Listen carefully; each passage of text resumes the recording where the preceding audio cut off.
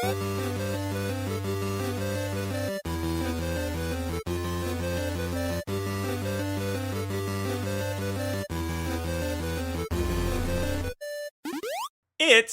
the Friendly Fire Show, episode 188 for the end of October 2021. I am one of your hosts. I'm Steve Wright.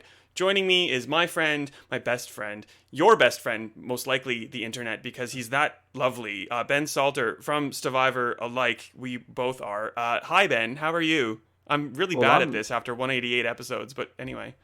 That is true, but it's only our second live stream episode, so I'm excited about that. We're live on a Tuesday instead of a Thursday as usual, so mixing it up. Live on a Tuesday. Because, well, like, I could leave the house right now, Ben, as you always could, I suppose. Yeah, but that's exciting. Well, is it though? Like, I don't know. We're also. Are we doing COVID update? We have the highest like deaths and hospitalizations in the state at the same time we're apparently able to just leave. So I don't know. I'm just hanging out at home while I figure out what's going on. But yeah, well, you don't want to leave anyway because there are so many great games to play for the first time ever. Now that you can leave, everything comes out basically. Yes. Well, we'll get into that in a second. So, is that it? Like, is that end of banter? Banter over? Just straight into it? Because we're There's too many things to talk about now. Yeah.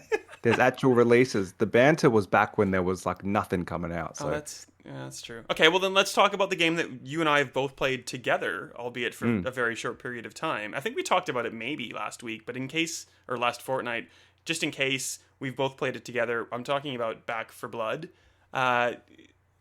What did you think, I guess, is the best place to start off? I won't be back is what I'm thinking. It was just not fun is what I like. It's from the creators of Left 4 Dead, which to be honest, I never really got into. Like I could appreciate it, but I wasn't someone who played it heaps. So when I wasn't enjoying it that much, I thought that was the reason why. But it was just, first of all, we had to play with two randoms and we couldn't figure out because we're old and can't figure out how to do Xbox anymore, how to not have to speak to them. Because there were two guys on Xbox Live who were like, yeah, we can hear you, bro. Shut up. Like, you know, we've got our mics on and we've got our headsets on and we don't want to speak. Like, and we don't want to hear you. You're forgetting about the part where we went into an Xbox party first. And then because we were in a party together and then joined the same game, we were like echoing. We had just like two versions of our voices going back and forth across Xbox Live, I suppose, which was... I'm sure there must be a way that you can avoid that, but we didn't figure it out in the 10 seconds we gave it. And those guys weren't really team players. The problem I always have with this type of game is you need to have 4 actual players for it to be fun. And I'm sure it would be fun, but I'm never getting 4 people together, play this the whole way through. And yeah, so that's what I would love to play it, just 2, even 3 people maybe, and then a bot to come in. Because at one point you dropped out and you got replaced by a bot. So it can be done, but I couldn't figure out how to set that up as that's what I want to have happen.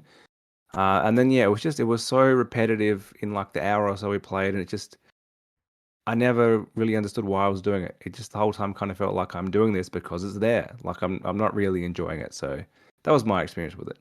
Yeah. The day after I played by myself and sometimes was joined up with one other person or maybe a full roster of people. But like a lot of the time I was just playing by myself and I was just going back because like in every section of each act there's like a collectible to go and find, and you can basically just turn on easy mode and just run to it and the bots will basically help you, which I did just fine. But the bots also kind of proved in those instances that they were pretty useless. Like they could maybe revive you, but they kind of just stood around and didn't do a lot. So it's not fun with randoms who were like, oh yeah mate, I can hear you. I played swarm mode that same day and like this guy was just screaming the entire time, like thinking he was a genius because he was identifying game mechanics that were very, very, very obvious. Like, oh, yeah, I'm spending money on this thing and it looks like it's good for all of us. And you talked about it for like fully 5 minutes. It's like, yes, mate, we're a team.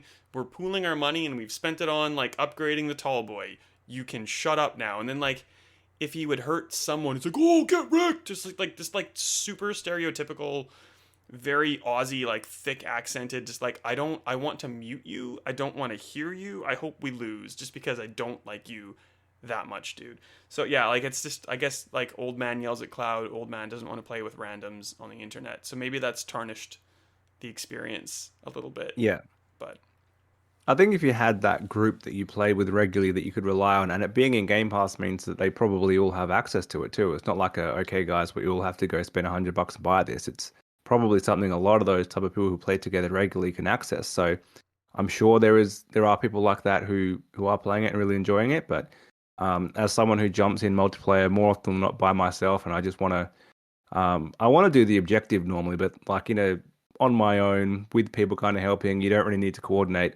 And that's where the games that dominate your battlefields, your CODs, your Halos, that's what they do well. They don't need that close teamwork. So, yeah, much easier to pick up and play than this. agreed. Do you want to have a 2 or 3 minute break, Ben? Sorry. Yeah. While I talk about I'm gonna NHL 22. mute myself. All right, go. Well, great. I'm going to talk about the game that I reviewed recently called NHL 22. You might have heard of it if you're a hockey fan. It's the latest and only yearly installment in EA Vancouver's EA franchise, much like the Maddens and the FIFAs. I promise I won't talk too long about it, Ben. I promise I won't talk too long about it. But it's basically the big draw card this year is that it's done in Frostbite. So we're talking realistic lighting and cool shadows, and like textures on jerseys look very amazing, and like there's all that kind of like cool things that are actually very good. And engine wise, there's a lot of physics that enhance the general physics of hockey, but with this change of engine, there's also a lot of bugs and things that maybe didn't get enough polish, and things that will need some fixing as you go through. So like it's ultimately, I think it's a skip year. There's still, obviously, if you're a giant hockey fan, there's a lot that you will find amazing about this game, but there's just like it's like I want to like it more than I do, and I don't. There's a whole bunch of weird syncing issues. There was a patch that went out earlier today that I haven't had a chance to look at, but there was also a patch that went out right before launch that was also like this new one, supposed to fix syncing issues. And syncing issues like deal with matchmaking problems, and even like in single player modes where like you're just basically just you against the AI computer thing. Like the menus will just sit there for like 2 or 3 minutes, and you get this weird like syncing thing in the top of the screen, like inexplicably, and it's just like that's never happened. That should never happen. So like for all the good there's a lot of just weird stuff. I think that's it, unless you randomly somehow have a question about hockey, which I know you don't. I don't, but I have a comment on EA Sports because it's not in our news. I've realized maybe it's a little bit old, but it's not, I don't think we talked about it last episode. That the fact that EA and FIFA are splitting up basically, or they're trying to see other people. They're kind of like when two married people are on Tinder. Like they haven't quite announced that they're definitely broken up, but they're looking around. It's weird. So, and it's a big deal because without FIFA, like that's EA Sports' big money maker, and it's why they fund their other sport games, I imagine, because they know they've got that cash cow, and they kind of want to go out there with, oh, here's just EA football. Like that would be strange. So, because people just say, like people like me at least, just say FIFA as in the game, not the football organization. I can't remember what it stands for. So Football is in there somewhere. Yeah, You're welcome. and especially when FIFA are like, oh, we're open to people to come and bid and take the license. EA doesn't have to have it. Konami's not going to buy it. They seem to have absolutely no money. So, well, and their recent release of eFootball or whatever they called it, where exactly. like everyone's made of like Gumby like rubber, not helping. So yeah. Anyway, that's off topic, but it's an interesting time for EA Sports. It is. Yeah. I think next year's a definite buy, because like there's a lot of good stuff that has come in with the NHL upgrade to Frostbite, but there's just like a lot of just stuff that they clearly haven't had enough time to fix.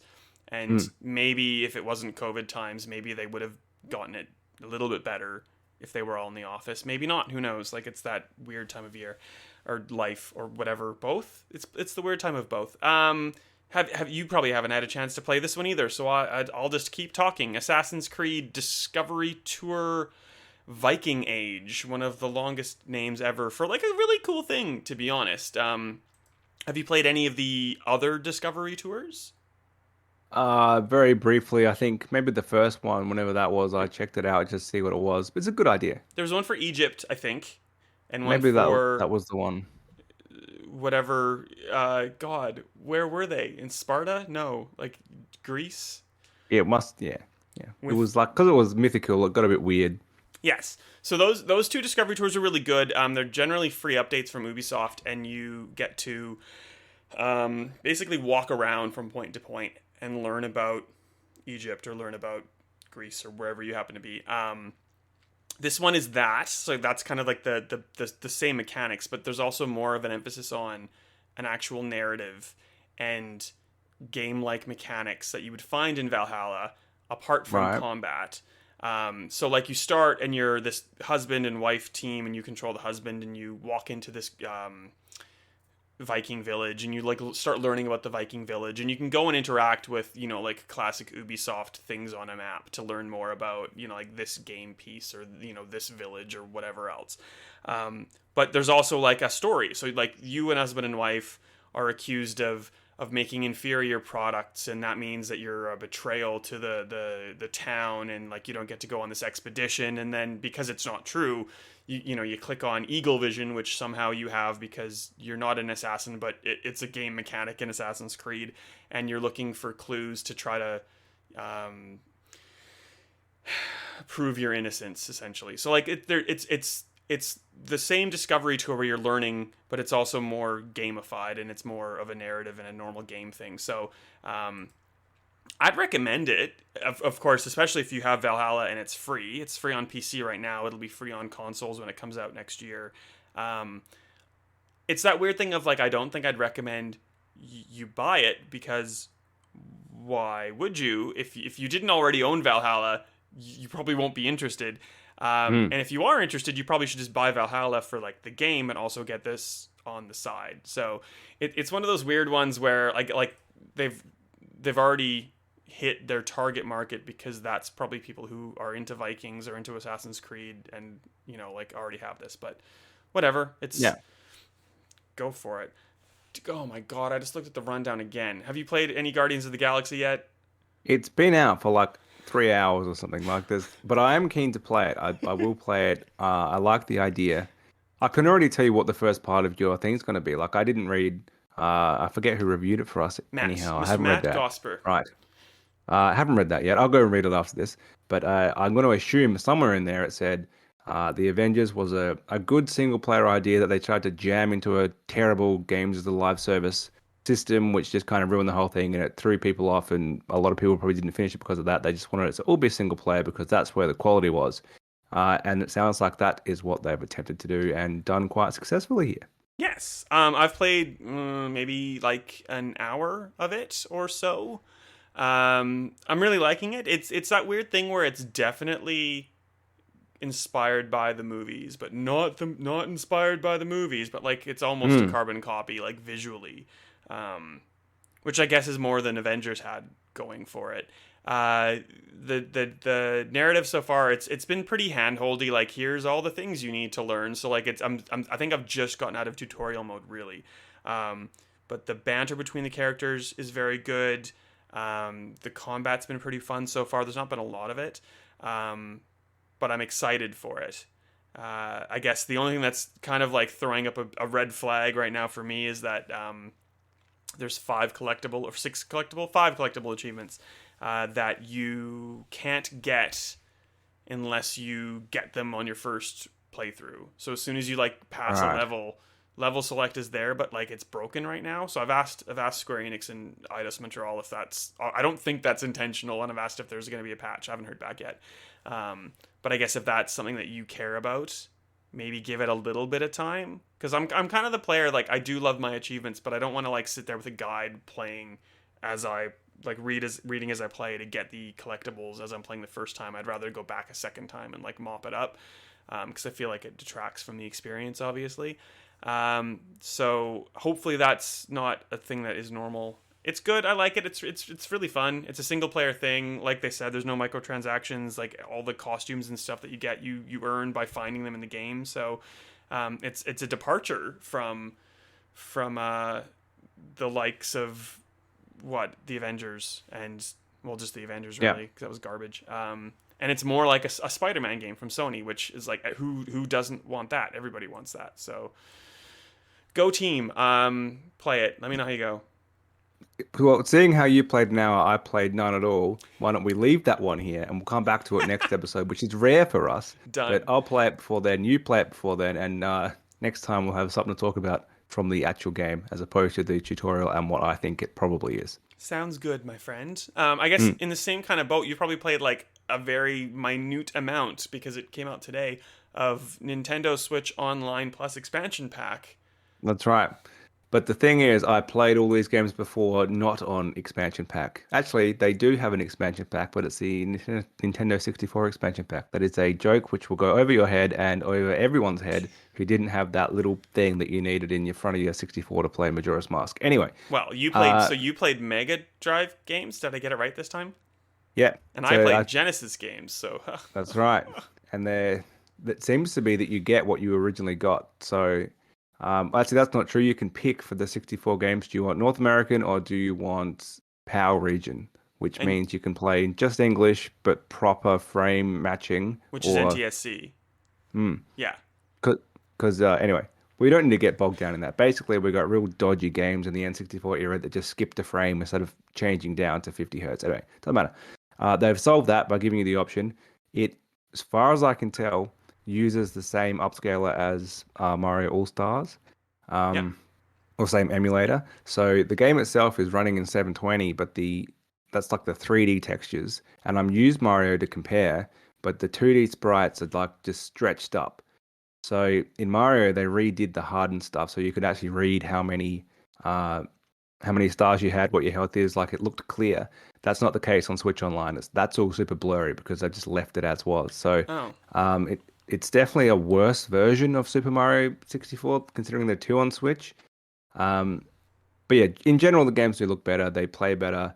It does feel, from what I played, like the 10 minutes of each game, it feels weird with a Switch controller because you're used to having like the Z button and then the one, because of the 64 with the three prongs. So you use kind of Z, which is now LZ, and then just the top right bumper. So you're using like one top bumper and one like trigger on each Oh. side, if that makes sense. And Yeah. it's confusing. The other two buttons aren't It really does used. make sense, but it doesn't make sense because that doesn't seem good.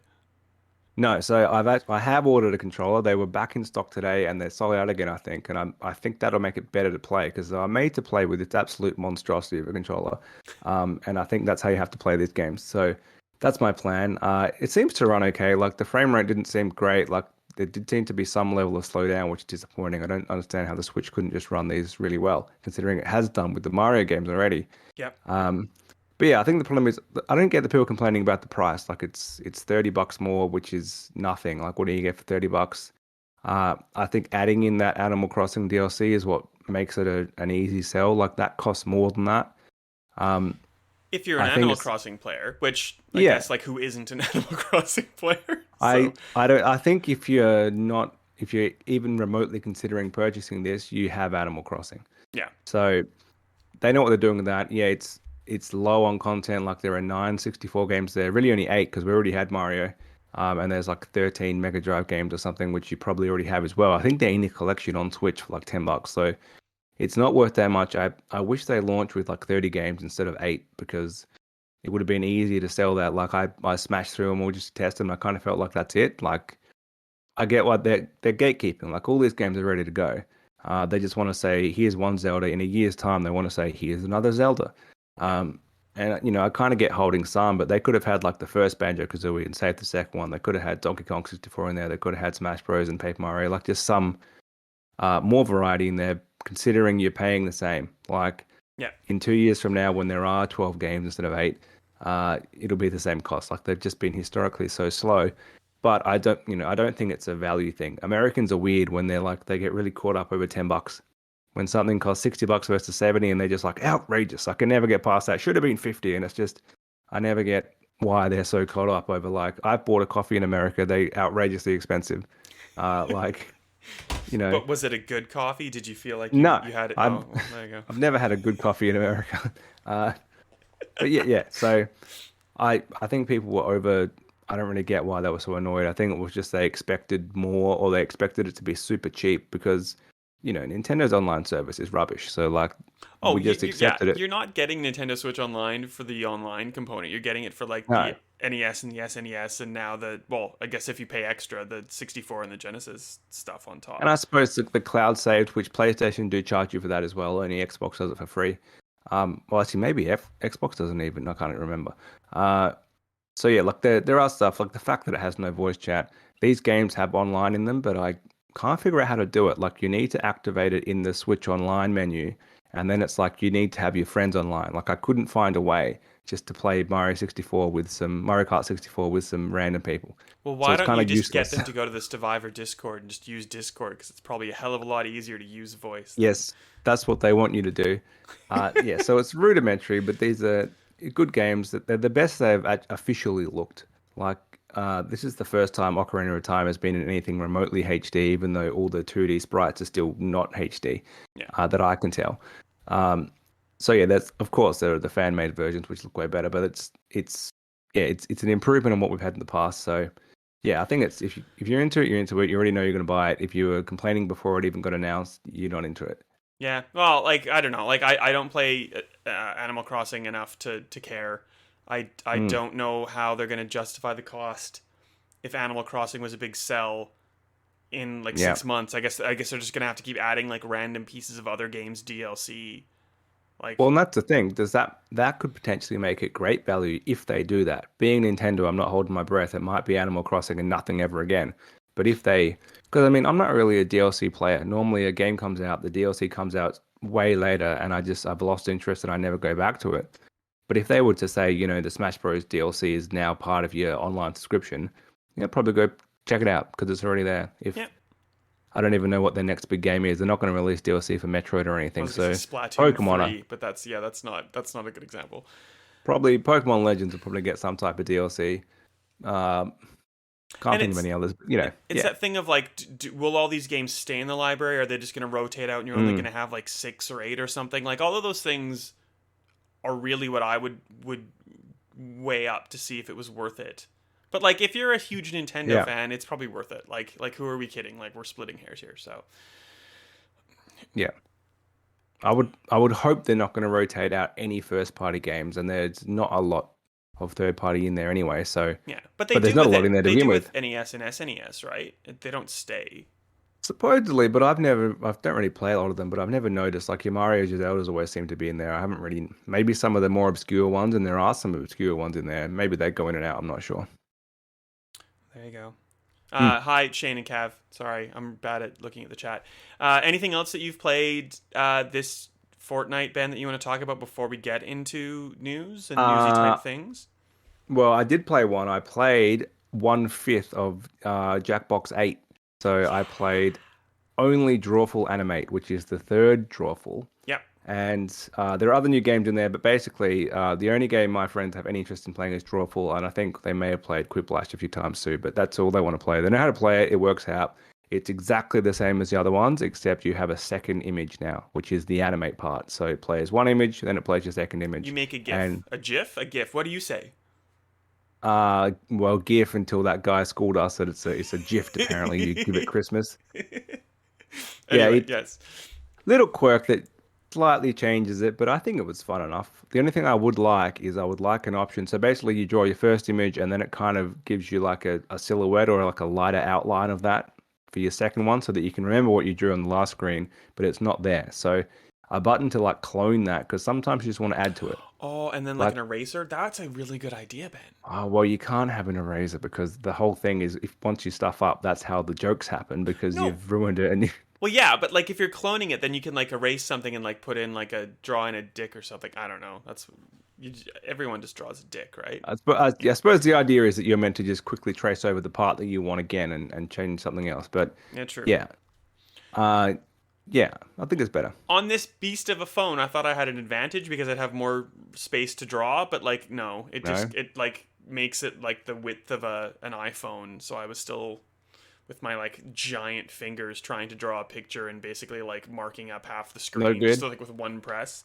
Um, Did you? We kept having the same. We had like seven or six or so players, and one person, and it changed who it was each round. they would start typing something when you have to say what you think's on screen, and it would just auto delete, and you couldn't get it Oh, out. weird. No, we And didn't it have that. kept happening and kept changing which player it was. So I didn't really get what was going on there. There were only three of us playing because we were just kind of getting out of our Mm. lockdown restrictions. So, but then like randomly we started playing Jackbox because I brought that thing there. I don't know if you can see it. The The suitcase. the travel like Microsoft Flight Simulator Xbox S. I had a chance to finally use it now that we could leave the house. So we went to my friend Alice's house, who you know, Ben. And her husband Simon's in New Zealand, like stuck there. So we looked after the kids for a little bit, and she just like didn't have to look after a 5-year-old and a 3-year-old for like the first time in 2 months. The poor dear. So we got very drunk that night and just played Jackbox, and we kind of got sick of 8, so we started playing 5. And there's a game called Mad Verse City that I'd never played before, and it's so good. You're like just a wannabe rapper, and you're just trying to like rhyme like lines of verse to like make a slam and rap, and it was very very good. So any Okay. Jackbox game is amazing. Any Jackbox game is absolutely worth the price in my opinion. They're very cheap, but they're very fun. There's some really Yeah. really bad games, but there's like really good games that make up for the difference of quality, I think. Yeah. We'll see where they go from here because 8 in like 8 years is a lot. So But they're good. Just make a whole bunch of. yeah. Well, no one here likes You Don't Know Jack as much as I do. Like as a North You're American, American. love Yeah. it, love it. Ugh, so good. Don't get any of the references of the jokes. It's like, yeah, if we made a trivia game and there's every joke about like Harvey Norman and Vegemite constantly, like you just don't get it. That would suck. Yes. Also, Guespionage, which I don't know which one that one's in. Guespionage is mint. It's like 100 or the 100 or whatever. There's like a Australian game show with like Oh Hamish yeah. and or Andy. Good. Anyway, and they ripped that off clearly, completely. Let's get into the news. There's a whole bunch of stuff. The first thing I think we should talk about, it happened last night. We're recording this on a Tuesday. Which the thing I'm talking about is the Halo Infinite single player campaign reveal, I think they called it. If not, it shouldn't have been called a reveal because we saw this a year ago and then it like got canned and the game got delayed because of it essentially, and now we're seeing it again. That said, I think it was a lot better this time, Ben. So like what did you make from it first of all? Like what is your top Uh, down look? well, it looks really good. I think the more open level looks great. It looked really fluid. It pretty much looks like what we thought we were going to get last year. I don't think it looked especially amazing, like next gen style, and I'm glad they didn't just go for let's make it look like a first party Sony game that looks amazing when we just show you cinematics. Like they were pretty hell bent on let's show you what the actual game looks like, as opposed to trying to make it look really good. And so then it naturally looks good because it's actual gameplay and it's very brief, mind you. It was like maybe 2 minutes of actual gameplay. But yeah, I like that they kind of revisited the bit they did show last year to show you what it looks like now very Hmm. quickly. Yeah, I think it looks really good. I'm very keen to play it. I was anyway. I was skeptical because they hadn't shown off anything, and they still haven't shown off much. So we'll be going in pretty blind if they don't show us anything more, which is good. I think they've shown just enough to kind of appease us and show us that it is there, it is quality. We had a nice little teaser at the end, which I won't mention if you haven't seen it, from the main character last year that everyone talked about. It's got a new beard. Um, so so yeah, at least they kind of they went into the joke and accepted it. Yes. I think there was so many weird like hot takes. Like people were like, oh, there's Cortana. It's like, well, no, it's not Cortana. We've seen this character who's like the not Cortana. I'm glad. I thought they were going away from that. If I'm being honest, I thought they were kind of just like scrapping like the story of Halo 4 and Halo 5 altogether. It seemed like they're kind of just like, nah, you know what? Like she's just the new Cortana. Deal with it. But it Mm. seems like you're still trying to figure out like what's happening with the rampancy. There was this huge emphasis on the grappling hook and really cool things you could do with the grappling hook that like look amazing, but I'm not sure I'm going to be able to pull off any of those things. Like there was the one instance where you were on a banshee. Was it a banshee? Is that the little flying one, the Covenant one? Banshee. Uh, yeah. Yes. If it's not a banshee, I'm really sorry. Deal with it. And he being the Master Chief exited the banshee, smashed another one with the rail gun weapon, which isn't a rail gun, but like the piercer or the spiker or something, and then like grappled to another one that was flying by, and then like ejected the pilot out and took that one over. Like, if you can do that, honestly, if I can do that, honestly, yes, this is gonna be like the most like I am a golden god, I have all the power kind of moves. Like, I hope that these things are able to be pulled off by most players and not just like cool things. Like, I don't want to go and watch someone on Twitch play Halo, no offense to anybody else, but I hope it is. I hope all these things work in the campaign, and it's not like a 1 in a million thing that like you kind of see as a happenstance. Like, I hope there's all these chances to do these kind of cool things. I'm not worried about Halo Infinite at all. I was for a good long while. I think what they showed last night was exceptional, and I'm super excited for it. And I wish I could play with you when it came out at launch, but I can't. That's the only downside, but I suppose the flip side to it is, hopefully it's good enough that we play it solo. They get the co-op in there. I don't think they've set any time frame, but you'd hope within like 6 months or so. And then we want to play it again because it's so good. So, and that's been the Halo way traditionally. I've normally played it both solo and co-op. So it is disappointing though, because it would have been amazing to play early December, lock it in and play a co-op the first time, and then go back and play solo, which is probably what I'd prefer to do, if it were possible. But anyhow, still looks good. Yeah. Well, and we have multiplayer, I guess, and it's free. So yeah. Not that like Infinite Campaign is basically free because it's on Game Pass, and who in this stream doesn't have Game Pass, Ben? We both do. So hurrah. That's right, yeah. I am excited for it. I'm really excited for it, actually. I like that there are bosses with health bars. Like, just like there's a whole bunch of little things that just show that it's evolving into like a more modern style game, like maybe more of a Destiny. Like, it's a little bit more open world. There's a little bit more like freedom to go and just venture off and go to different places and check out things and like engage a boss. But it still feels very Halo to me. Is that accurate? It came across very very Halo. It looked more open. I wouldn't want them to go to Destiny, because I think that's way wrong for Halo. In that Destiny, the problem I have with it is there's just no purpose to it, and that's not what I want for a Halo game. I want that more.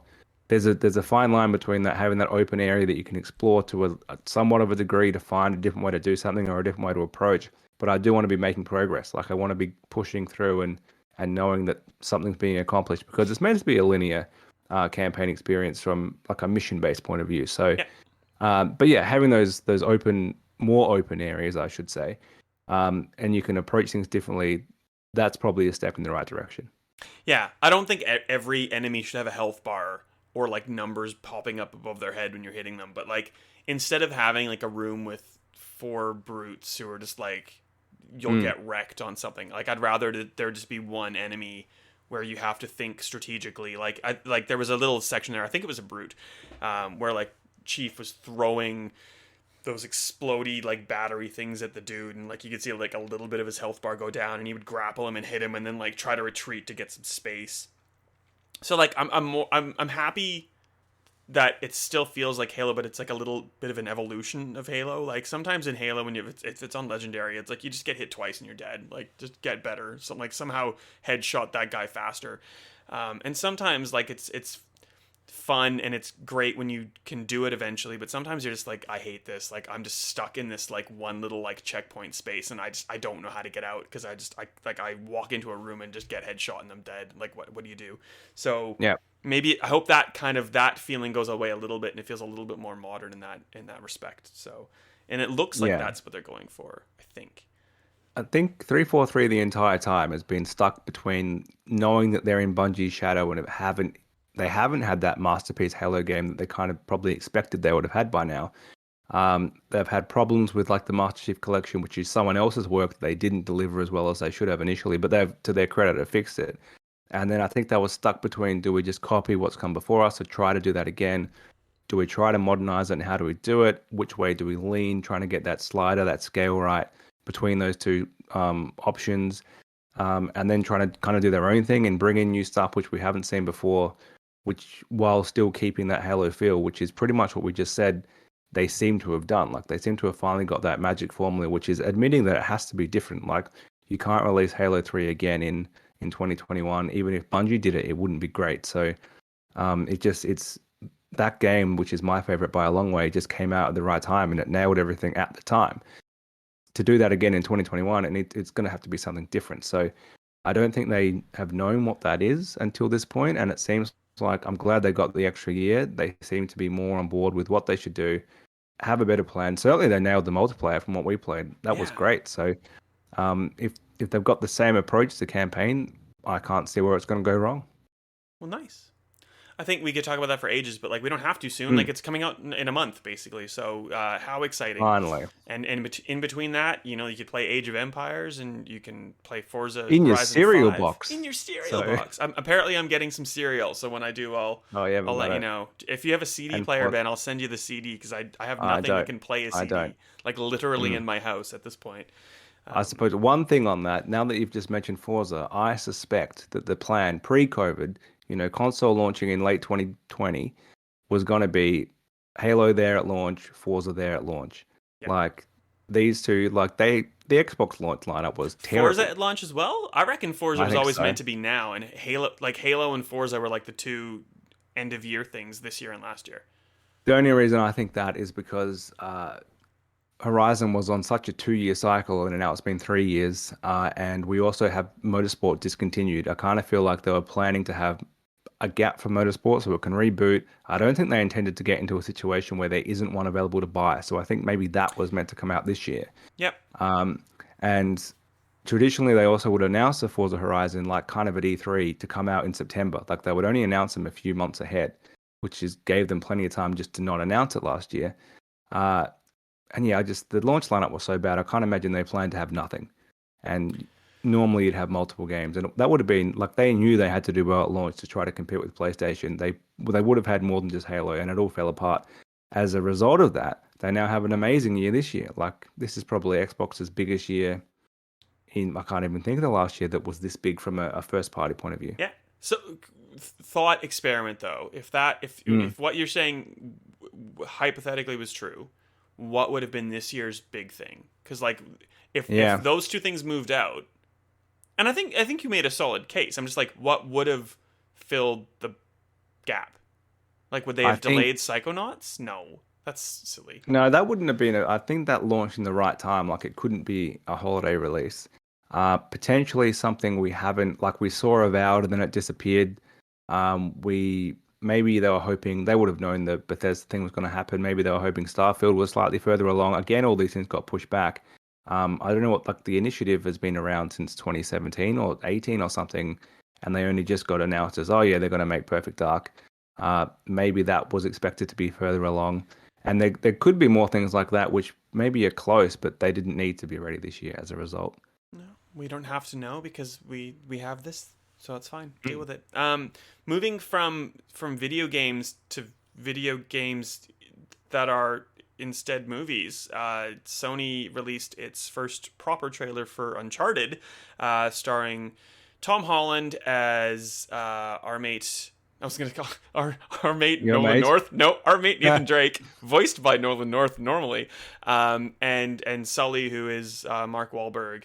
Have you checked out the trailer? If not, and you're on the stream, you can watch it. You can't, Ben, but I'm sure you've seen it. So, did you watch it? Tell me. Sorry.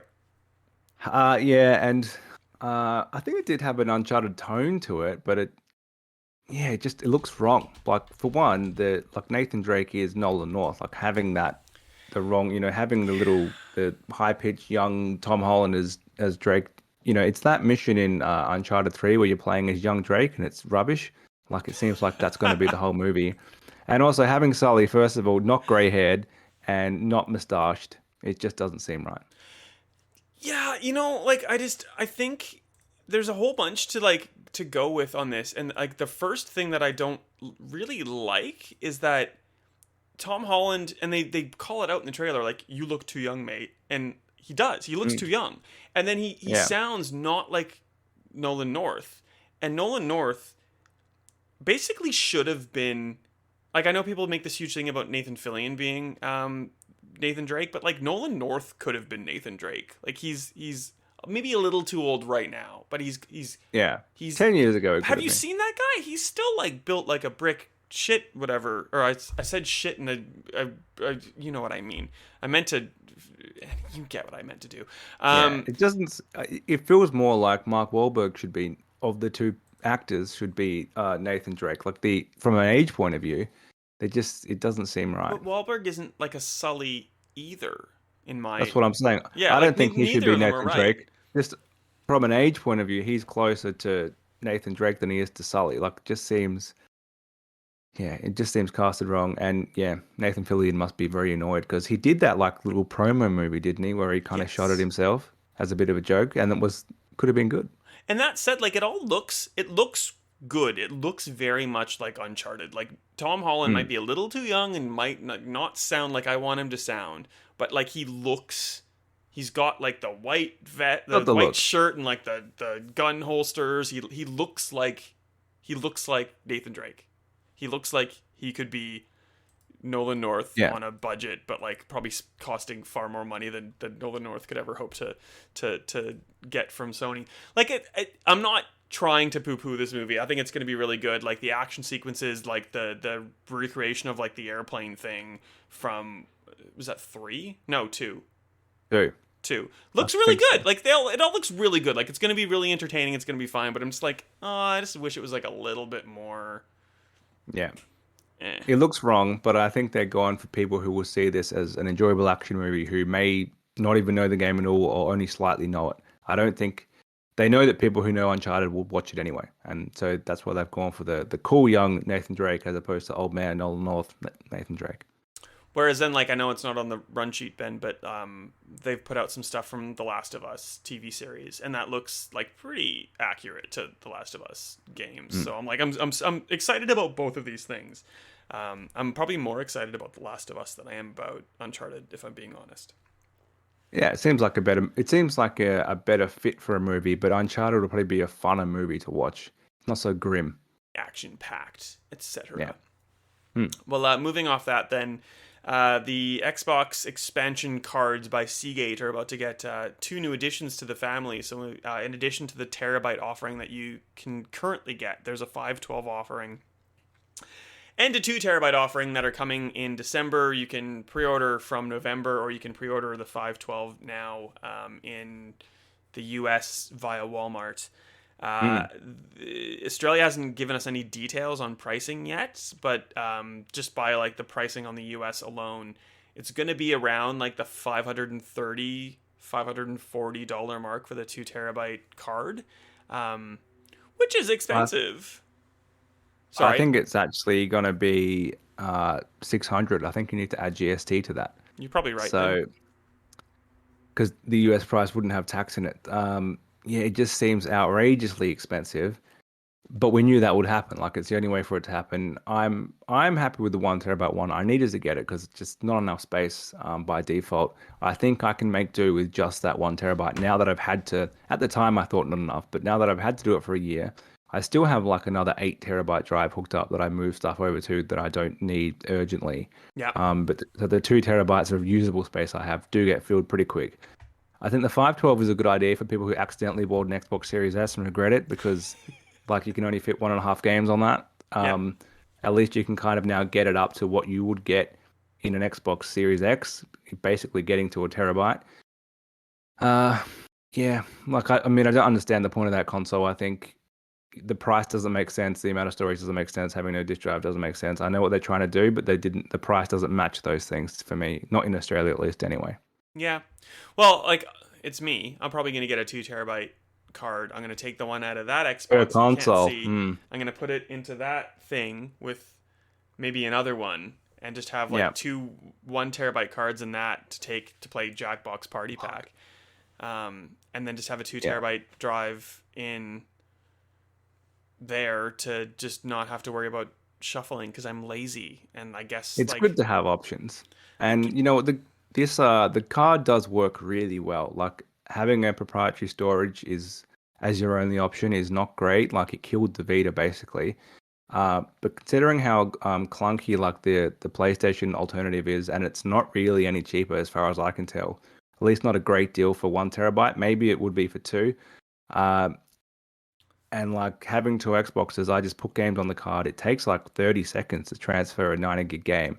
Plug in the other Xbox, take it off. It's plug and play. Like it doesn't get cranky at you like your PC will or your PlayStation will when you unplug the hard drive. Like it just, that's fine. You plug it back in, that's fine again. Like it works really well. But it is so expensive. Like it's going to be so hard to justify to someone. This console costs $750 and the extra storage is 600. Like Yeah. it's insane. Well, but like rightfully so. Like we're talking maybe like a terabyte SSD with a heat sink on PlayStation 5. I don't know the number off the top of my head. Like 400, 450. So to get a 2 terabyte card on Xbox for like $100 more ish roundabout, like you're doubling the size. So like it's expensive, but like it's not expensive for what it is, but it's still expensive compared, and also in addition to the console and everything else that you've like dropped for this thing, and you've maybe dropped the same amount for a PlayStation. Like it's a lot of cost where maybe you are better off buying a super souped up PC, but you can't because you probably can afford a GPU, but you just can't get a GPU right now. Like you can't get a PS5 and you can't get an Xbox Series X. Like you just can't buy these things. They don't exist in retail. Like they're just wait lists and wait lists. Sorry, I cut you off. Can't get anything. Well, you're best off really just buying the biggest hard drive you can buy. Move your games you're not currently playing on there. Any last gen games which are backwards compatible, you can just play off there. And that would be my advice if you have a Series X. If you have a Series S, I think you're stuffed. Like it's just I don't get why they released a console less than a terabyte. If that needed to be for $500 they charged in Australia, that had to have a terabyte in it. You can get you mentioned you can't get a PC, you can't get a PlayStation, you can't get a Series X. You can get a Series S wherever you want. Like they're obviously not selling, or they're really easy to make. Yeah, but don't get it. The weird thing is, like, I think people who have an S would be more likely to buy a disc to put it in to save on storage, but that's the console that doesn't have a disc drive, whereas the X has a disc drive. And I don't know if anybody who has an X would really be using the disc. Like, and I know that you don't actually have the game on the disc, it offloads it to the hard drive and stuff, but like, I don't know, it seems weird. I would have almost swapped it so the disc drive was on the S and not the X, or just put it in both, but whatever. Yeah, I think it either needed to be $100 cheaper, so $399 Australian, not US, maybe even like lower than that, $350. And as it is, or it needed to, if it's going to launch at that 500, it needed to have a terabyte storage.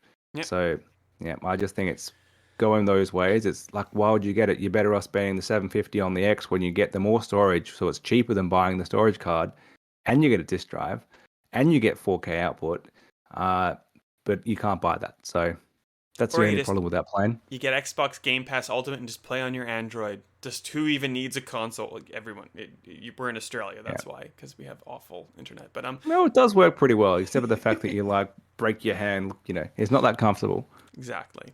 But it does work well. Yes. Have you been following Overwatch, Benjamin Salter? Not at all, Bob, but I'm aware. That's what you tell the story. I don't really know. I just saw it in headlines. Well, I can't, it's been so long. I'm trying to forget about it. But like the long and short of it is, there's a history of allegations of sexual harassment and the like at Activision Blizzard. A lot of it is actually at Blizzard, and there's this huge thing revolving around BlizzCons, where they had a Cosby suite in the convention area, or the hotel, near the adjacent to the convention, if not in the same place. And one of these developers who has since left Activision Blizzard, who was working on Overwatch and subsequent Blizzard titles, his name was Jesse McCree, and he is the namesake of McCree, who is a character in Overwatch. He's the cowboy who is voiced by Matt Mercer, who was the voice of Leon S. Kennedy in RE4. God, if I got that wrong, I'm going to be so mortified, Ben, but I think that's right. So, like, he's a fan favorite character, and obviously these allegations by the real life developers is kind of tarnished this poor Overwatch character's pedigree. So Overwatch came out ages ago and said we're going to rename him, and we didn't hear a lot about it until earlier this week, I believe, where it was revealed that he is going to be renamed to Cole Cassidy. And not only is he going to be renamed Cole Cassidy, but there's this kind of like in-game reason for the name change. It's not just like we renamed him and that's his new name, deal with it.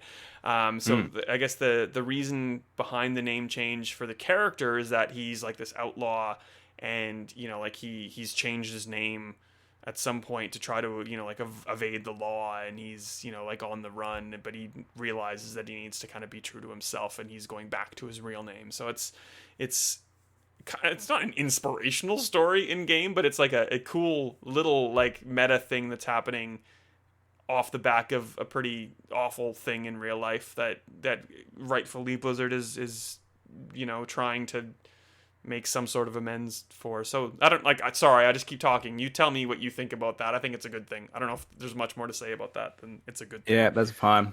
Don't know any details on this, so no comment basically. Sounds like a good idea. Don't be a dick, people in real life. Just don't be a dick. The last thing I really wanted to talk about is like, I don't know, the 50 millionth rumor about a new Splinter Cell game being in development. Please be true. Like I think we've talked about it every third episode. Like, surely it's coming. Ubisoft seems to be actively against doing it, so I won't believe it until they actually announce it. I mean, I saw people rumored being like, maybe Microsoft has just bought Splinter Cell, because that was a long time ago, was very much tied to Xbox. There's no way that's true. That's just hopeful thinking. It would be a great franchise if they're going to steal one off Ubisoft. I'd be fine I with don't know that. why. It must have not sold that well the last couple. Like, Blacklist was almost a decade ago, so I thought it was really good. Blacklist 2013. Yeah. Yeah. The one that are like not what was that expo called in the one in Sydney that was EB like Expo? Homebush? Oh, No. yeah, that is what Yeah. it's called. Yeah, that was it. And it was just on and repeat all the time, and it looked like a good little level, but it was in the main booth was basically Ubisoft, and they just had Just Dance and Splinter Cell Blacklist going side by side, and I just thought that was a funny kind of like contrast of two total polar opposites to be like the headline act. That was ages ago, so I don't know why they're so actively against doing it. I know it goes against their whole we need to have games as a service and everything has to be multiplayer except for Assassin's Creed and whatever they're on at the moment, which they seem to be going back off because there's a lot of backlash to it, and they've realized, and we talked about it last episode, they keep making games that are for no one. Yeah. They make games that are trying to be for everyone and they end up being for no one. So Splinter Cell has a great potential audience. Please do it. Well, so there's a lot of stuff I want to talk about based off what you've just said, and also Shane has said in chat that I guess being Ubisoft, should license the game out, not to Microsoft, but I guess it is to Microsoft. Damn it, Arcade Leon, who is Microsoft. There you go. To do like not a Deathloop style game, but obviously something kind of like following on from Deathloop, which I think would be amazing. Which kind of leads me to my point, and I can't remember, I've heard this somewhere and I can't remember who said it, but it's like a super accurate statement. Why would you trust Ubisoft right now to make a good Splinter Cell game? And I think the answer is you probably can't, because Ubisoft has just made so many really bad mistakes, like Frontline, like Hyperscape, like trying to do all these games as a service, getting rid of first party. Like I don't know if I want a Splinter Cell game which is just like an open world, 50 million points on a map. Yeah. Like I agree. Like it needs to be like super hardcore stealth, like, doesn't it? Yeah, it needs to be that fairly linear style, which is not what they've been doing. So, I mean, their last two hits were not that long ago. They're only last year. So, Assassin's Creed Valhalla, great, and Immortals Phoenix Rising, great. But they're both that open world, absolute bloated map where it's kind of do as much or as little as you want. And they've had a lot of examples of that not going well. Those are two examples of it still being good, because those are still that single player oriented, story driven kind of games that are still what they do really well. But yeah, you can't do a Splinter Cell game like that. It needs to be quite focused. Yeah.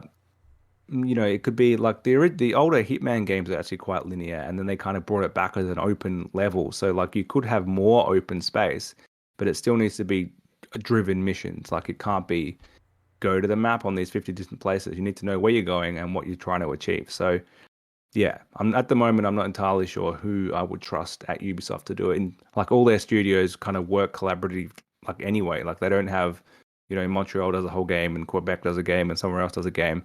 That doesn't seem to be how they work anymore. So potentially maybe they should consider farming out some more stuff and getting it done externally. Like, do they have to make? They're such a big publisher. Do they have to make every game themselves? Like even Nintendo doesn't do all their stuff now. Like they're getting other people in to do it for them. So, and they were the last people I thought would ever do that. So it's an opportunity. Shane's saying maybe a Blue Point style remake of the first game, which would be a great step. I think it's a good idea. A reverse Mario and Rabbids would also be just fine. Like go to Arcane and say like, here's the license, like go for it. Don't put in a Rabbid, please. That would be awful. And if they kind of approach it theoretically, because we don't know much about the Perfect Dark game, like Microsoft is approaching Perfect Dark, like yes, we're known for like 50 million icons on a map, like open world things. Like here's like a super narrative, super scripted first person single player experience, which is just like kind of like plotted from A to Z, just like a Guardians of the Galaxy from what I've seen so far. Like one of those. Like everything doesn't have to be this like super giant accessible approach. Like things do need to be accessible and approachable, but you know what I mean? Like it doesn't have to be like play this. Yeah. It can be like play this, but like it's very, very expertly crafted in that little narrow funnel of trench of what you're meant to play. That made no sense. Exactly. Well, okay, good. It did make sense. I'll take it. Anything else you wanted to add about news or things that you've been playing, Ben? Nah, that's it. All right. Well, then it's time for our favorite segment before we finish up, Ben. This fortnight? I was going to say month. This fortnight in delays. Right. There's only 3 this time. Well, 4, I guess, technically, because CD Projekt Red has delayed both Cyberpunk 27 and The Witcher 3 Wild Hunt into 2022. Yeah. Current gen versions, of course, because they obviously both exist on last gen consoles and PC. Can't believe they've found a way to keep us talking about Cyberpunk being delayed. Like unbelievable. And the fact is, I waited. I tried to play it at launch and it was dodgy, and I thought I'll just wait for the first patch. And by the time that came out, the second one came out, and then I thought, you know what? Second half 2021, I'll just wait for the current gen version. And now I'm at the point where I don't know if I'm going to get to play this game. Like, it's just getting pushed back so far. I'm too committed now to waiting. I can't go back and play that last gen version. Well, I've got 1,000 gamer score in it, Ben. I do like it. Cyberpunk's great. The Witcher is better than Cyberpunk. Very good. Yeah. I don't feel the need to play either again on a current gen device. Yeah, that's why I'm committed to waiting now. I already waited, so I may as well get the good version, and I don't know if I'm ever going to get that. Apparently next year, but we'll see. Well, there you go. How are you with Souls-like games, Ben? No, not really. I mean, from the mind of George R. R. Martin, the Lord of the Rings guy. No, God, don't come at me. The Game of Thrones guy. Yeah. No. Well, so Elden Ring is what you're talking about. Yes, and you're not. That's been pushed back to like an extremely busy February 25. That's when the Saints Row reboot, whatever that is, remastered, not remastered, reboot. Yeah. Comes out. Very busy month.